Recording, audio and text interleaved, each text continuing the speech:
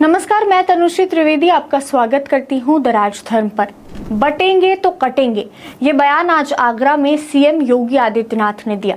आगरा में वीर दुर्गादास राठौर की प्रतिमा का अनावरण करते हुए सीएम योगी आदित्यनाथ ने कहा कि राष्ट्र से बढ़कर कुछ नहीं हो सकता। राष्ट्र तब सशक्त रहेगा जब हम एक रहेंगे, नेक रहेंगे, सुरक्षित रहेंगे, और अगर बटेंगे तो कटेंगे।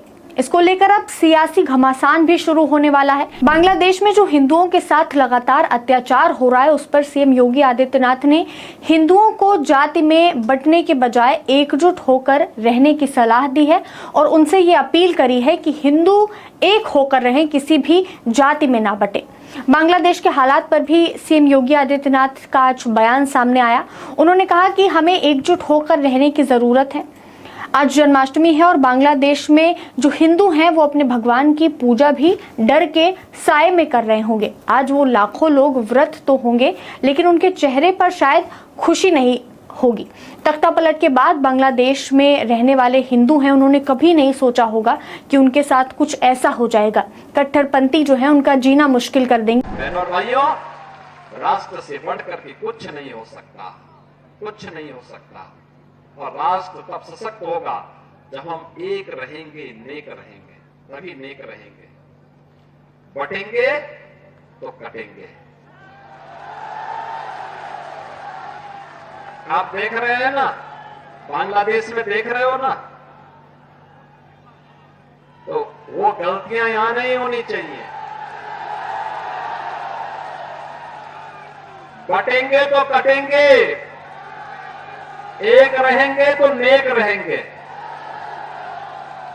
सुरक्षित रहेंगे और समृद्धि की पराकाष्ठा को पहुंचेंगे। हमें विकसित भारत की संकल्पना को साकार करने के लिए कार्य करना है। मैं एक बार फिर से राष्ट्रवीर दुर्गादास राठौर जी के श्री चरणों में कोटि कोटि नमन करते हुए आज उनकी भव्य प्रतिमा यहां पे लगी है। राष्ट्र के प्रति समर्पण और श्रद्धा का भाव जिन्होंने अपने शौर्य और पराक्रम से दिया था, वह श्रद्धा का भाव हमारे मन में सदैव बना रहे। इस विश्वास के साथ आप सबको एक बार फिर से जन्माष्टमी की इस पावन तिथि पर हृदय से बधाई देता हूं। सब कुछ तबाह और बर्बाद हो जाएगा, ये सीएम योगी आदित्यनाथ ने बांग्लादेश पर कहा है। और जो उन्होंने ये बात कही कि अगर हिंदू बटेंगे तो कटेंगे, तो वो कहीं ना कहीं जो राजनीति इस वक्त चल रही है उसको देखते हुए कहा।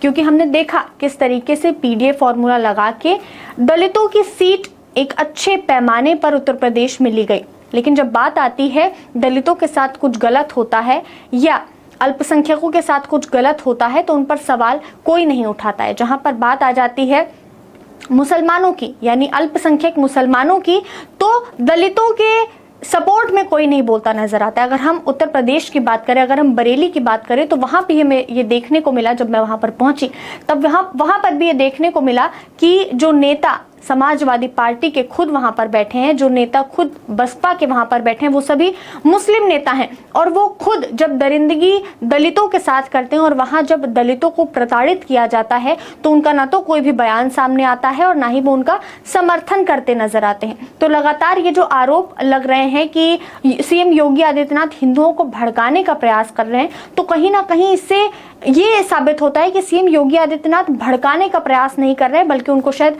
जागरूक करने का प्रयास कर रहे हैं कि आप जिनको वोट देते हैं, पिछड़ा, दलित और अल्पसंख्यक जान के कि जो हमारे समर्थन में खड़े होंगे, जो नेता हमें सपोर्ट करेंगे, हमको आगे बढ़ाएंगे, हमारा साथ देंगे, वही नेता जब अल्पसंख्यक की बात आती है तो दलितों का साथ देने से तुरंत पीछे हट जाते हैं। चाहे हम अयोध्या रेप केस की बात कर लें, जब सपा नेता मोहित खान फंसे, क्योंकि वो एक मुस्लिम नेता थे, सपा पार्टी के नेता थे, और दलित बच्ची जिसके साथ गलत हुआ, एक नाबालिग 14 साल की बच्ची के साथ, तो अखिलेश यादव का सिर्फ एक बयान सामने आया और वो बयान ये था कि मोहित खान का डीएनए टेस्ट होना चाहिए। तो ये कहीं ना कहीं साफ ये चीजें दिखाता है कि किस तरीके से माहौल जो पार्टियां हैं वो बनाने का प्रयास कर रही हैं कि वो वोट तो जरूर लेंगी हिंदुओं में जातियां बांट बांट कर, लेकिन जब बात आती है लोगों को कुछ देने की, उनको उनके हक देने की, तब ये पार्टियां तुरंत पीछे हट जाती हैं। सीएम योगी आदित्यनाथ ने मथुरा में भी संबोधन करते हुए, जो जनता वहां आई थी उनको संबोधित करते हुए,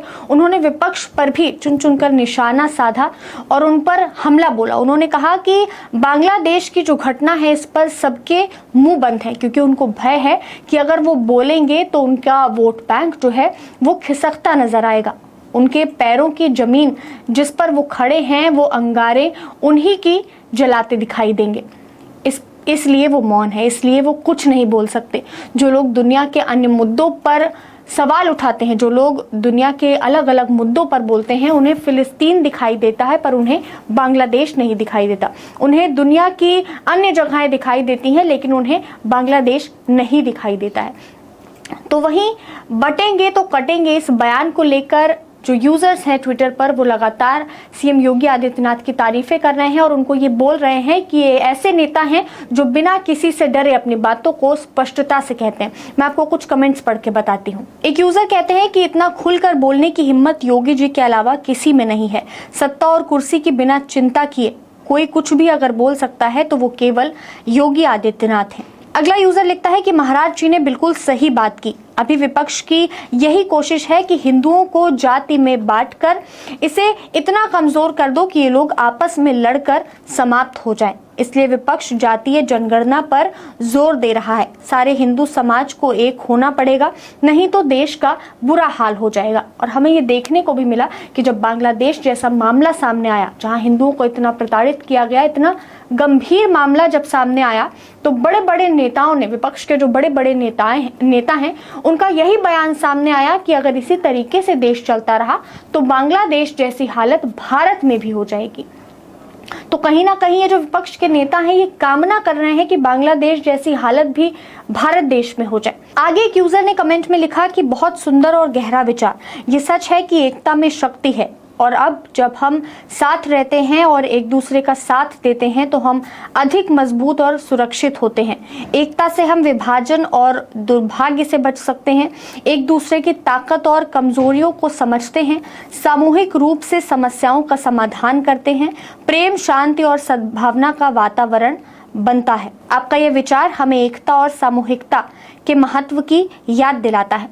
ये यूजर्स कमेंट कर रहे हैं योगी आदित्यनाथ के पोस्ट के नीचे, क्योंकि उनको ऐसा लग रहा है कहीं ना कहीं सीएम योगी आदित्यनाथ उनको समझाने का प्रयास कर रहे हैं कि अगर हिंदू बट गया, अगर हिंदुओं को दलित या ब्राह्मण इस तरीके से बांट दिया गया तो वो आपस में इतने दूर हो जाएंगे कि एक दूसरे के ही दुश्मन हो जाएंगे। और जब घर की लड़ाई होती है तो सबसे पहले जो फायदा उठाता है वो बाहर वाला है, और इसका फायदा कोई बाहरी नेता आके उठा लेगा, जिस तरीके से लगातार अभी इस वक्त चल रहा है। पीडीए का फॉर्मूला लेके आते हैं, पीडीए की बात करते हैं, पर दलितों के लिए कुछ नहीं करते हैं। जो किया जाता है वो सिर्फ अल्पसंख्यक के लिए किया जाता है। योगी आदित्यनाथ ने इस दौरान मुगल बादशाह औरंगजेब को दुष्ट बताते हुए कहा कि उनका संबंध भी इसी आगरा से था। उन्होंने कहा कि इसी आगरा में छत्रपति शिवाजी महाराज ने औरंगजेब की सत्ता को चुनौती दी थी और उनसे कहा था कि तुम चूहे की तरह ऐसे तड़पते रह जाओगे, लेकिन हिंदुस्तान पर तुम्हें कभी कब्जा नहीं करने देंगे। राजस्थान में उस समय इस मोर्चा को संभाल रहे थे जोधपुर के नरेश जसवंत सिंह। महाराज जसवंत सिंह के महत्वपूर्ण सेनापति थे वो वीर दुर्गादास राठौर, जिनका भी अनावरण करने के लिए सीएम योगी आदित्यनाथ आगरा पहुंचे। आगे उन्होंने कहा कि कई बार प्रयास किया औरंगजेब ने जोधपुर पर कब्जा करने का, लेकिन सफल नहीं हो पाया, क्योंकि जहां दुर्गादास जैसा वीर हो वहां ऐसा कर पाना संभव नहीं है। तो कहीं ना कहीं उनका ये जो बयान था ये स्पष्टता से हिंदुओं को बंटने के लिए मना कर रहा था कि जो हिंदू आपस में बंट रहे हैं उनका ये बंटवारा करना देश के लिए भी खराब होगा, उनके धर्म के लिए भी खराब होगा और उनके आगे आने वाले भविष्य के लिए भी खराब होगा। इस बात पर आपकी क्या राय है हमें कमेंट्स में जरूर बताइएगा। ऐसी तमाम जानकारियों के लिए बने रहें द राजधर्म के साथ। धन्यवाद।